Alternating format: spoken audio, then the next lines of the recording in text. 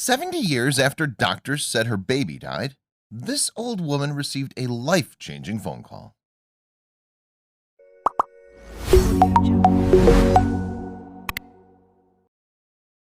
At the age of 88, Genevieve Purinton was living a fairly solitary life at her retirement home in Florida. All of her immediate family had sadly passed away, and she believed that the only child she'd given birth to had died soon after delivery, almost 7 decades ago. But then she received a note that would finally help her to uncover the truth. As a teenager, Purinton became pregnant with a married man. She was single and yet to graduate from high school. Back then, in the late 1940s, it was frowned upon for a woman to have children out of wedlock. As a result, it appeared that Purinton's mother and father didn't approve of the situation in which she'd found herself. At just 18 years of age, Purinton gave birth to a daughter in Indiana in 1949. However, she would never get to hold her little baby. That's because nurses at the hospital informed her that she'd died. In December 2018, Purinton told NBC News, "I asked to see the baby and they said she died. That's all I remember." At the time, Purinton had no reason to doubt what hospital workers were telling her. They'd said outright that her baby had passed away, so it didn't cross her mind to ask to see her daughter's birth certificate. Instead, she'd accepted the fact that she'd lost her child and focused on getting her life back together. Without her baby girl, Purinton found herself feeling isolated. Her mom had warned her that her dad would kill her if she returned home, so she instead went to live with her grandmother. She finished high school before leaving her home state of Indiana for a new life in Florida. Purinton reportedly arrived in her new home without knowing a soul. However, what she lacked in company, she made up for in grit and conviction. She carved out a life for herself in Tampa, but she would never go on to have any more children following a hysterectomy to treat a tumor. Despite that health scare, Purinton was destined to live a long life. However, the downside to that was watching all of her 8 siblings pass before her. As of December 2018, Purinton was 88 and believed that she was the only one remaining in her family. Consequently, she lived a simple existence at a care home in North Tampa. As Purinton whiled away the days at her assisted living facility, she had no way of knowing that she would soon discover a new relative, one which would ultimately lead her to a whole new side of her family that she never even knew existed. It all began in September 2018, when Purinton was handed the phone number of a lady called Connie Moultrip. Moultrip was raised in Santa Barbara, California, after being adopted as a baby. She was always aware that her parents weren't biologically related to her. Nevertheless, she loved hearing about how they came to welcome her into their family, and the fact that they chose her to be their own no doubt made her feel special.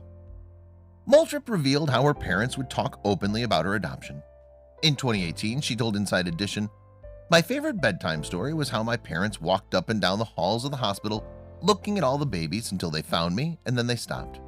It was sweet." However, Moultrip's happy bubble was not to last. Sadly, her adoptive mother died when Moultrip herself was just a small child. Her father subsequently remarried, but he too fell ill and soon passed away as well. As a result, Moultrip had lost both her adoptive parents by the age of 5.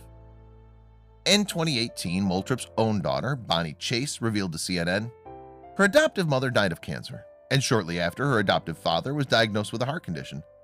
Plus, to make matters worse, Moultrip's stepmother was reportedly abusive.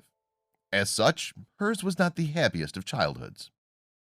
With no major maternal influence in her life, Moultrip supposedly always fantasized about meeting her real mom. And she did actually look for her biological mom during her 30s, but her efforts proved fruitless. Eventually, it seems life got in the way of Moultrip's quest to find her family. As an adult, Moultrip settled in Richmond, Vermont, enjoying a career as a nurse and then a massage therapist. She had just one daughter, Bonnie Chase, who herself went on to have 2 children.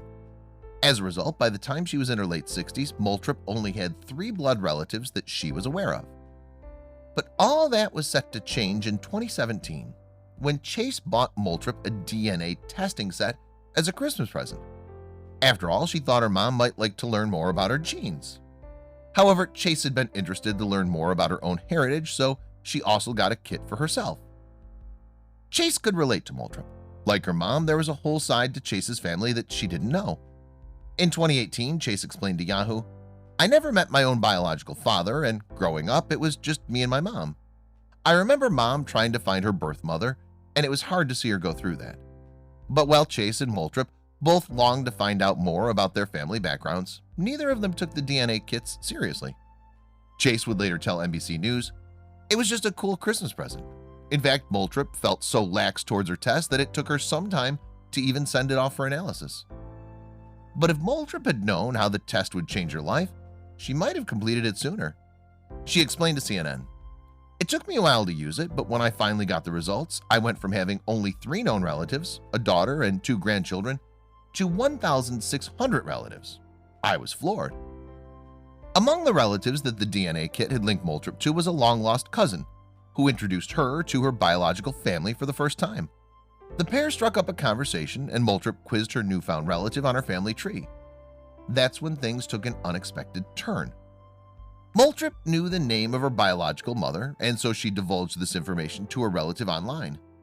Recalling what happened next, Moultrie told CNN, "I told her my mother's name was Genevieve Purinton, and my cousin said, 'Oh, that's my aunt, and she's still alive, living on her own.'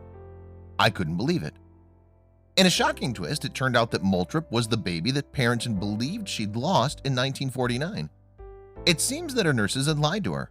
The child hadn't died at all. Instead, she'd been taken to an orphanage ready to be adopted into a new family.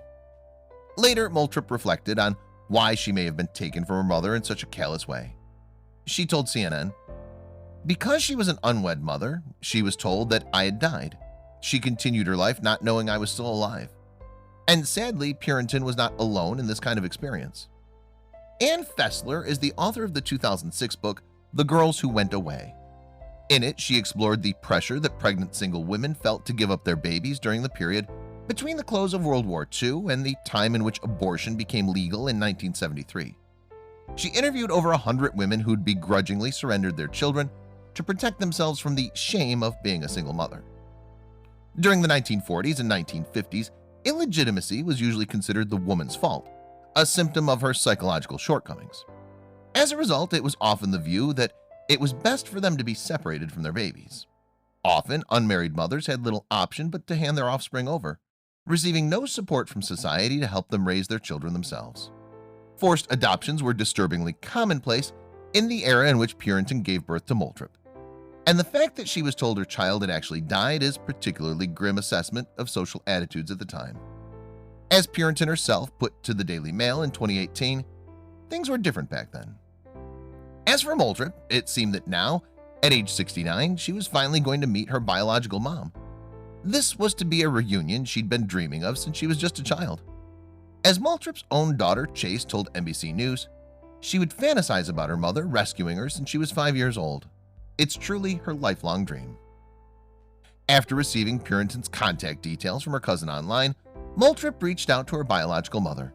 Leaving the ball firmly in Purinton's court, she simply sent her a card with her phone number on it.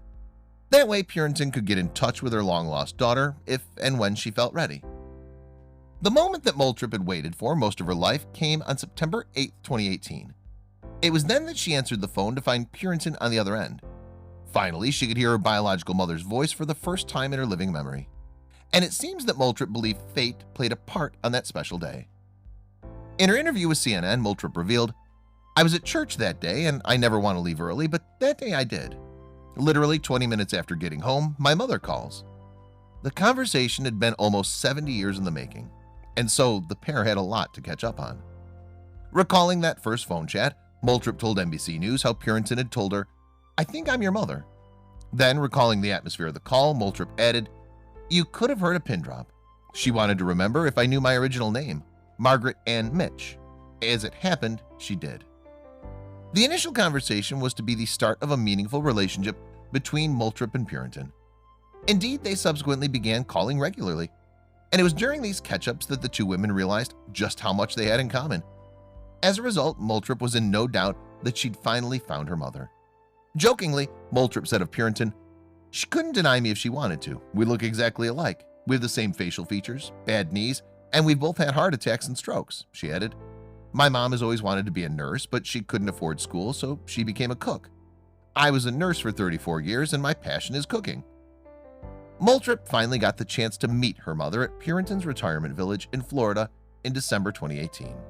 She later recalled the moment that she first set her eyes on her biological mom to Inside Edition. In her words, I walked into her retirement home and I knew it was her because she walked with a walker. Moultrie revealed there was only one woman there with a walker. She turned around and it was just like looking in a mirror. I looked just like her. We just walked over to one another and both of us started crying. And from there, it seems that there were a lot more tears shed. Chase's recollection of the meeting echoed in her mother's memory. She too described an outpouring of emotions as Moultrie and Purinton reconnected. She told NBC News, "We're criers, we just cry a lot. There were a lot of tears and there's been a lot of tears the entire time since then. It's been really amazing." Between her tears, Moultrie was able to fill Purinton in on the 69 years since they parted. This included telling her mom that she was also a grandmother and great-grandmother. In 2018, Moultrie told Fox 13, "It's been a lifetime of wanting this. I remember being 5 years old, wishing I could find my mother." Given the positive experience Moultrie had in finding Purinton, she encouraged others to seek out their own biological parents. With that in mind, she told CNN, "Not everybody has this kind of outcome when looking for their parents, but I recommend you give it a try. You don't know what'll happen." Commenting on the heartwarming story, a spokesperson for Ancestry DNA, the company which manufactured the DNA kit used, spoke to NBC News. Jasmine Jimenez said, "We're thrilled that Ancestry was able to play a part in helping to connect Genevieve Purinton with her daughter after 69 years. We wish her and her family the best and that this is only the beginning of an enduring relationship." And Moultrie's journey of discovery into her biological family didn't end with meeting Purinton. That's because she also had plans to connect with her 2 half-siblings on her dad's side in the month after her reunion with her mom. As such, Moultrie was watching her family grow before her eyes. For Moultrie's daughter Chase, the journey that the DNA kits she'd bought for herself and her mom had taken them on had been life-changing. She told CNN, "We knew nothing about our family. It was just us 3. Now, through Ancestry, we see we're related to over 4,000 people.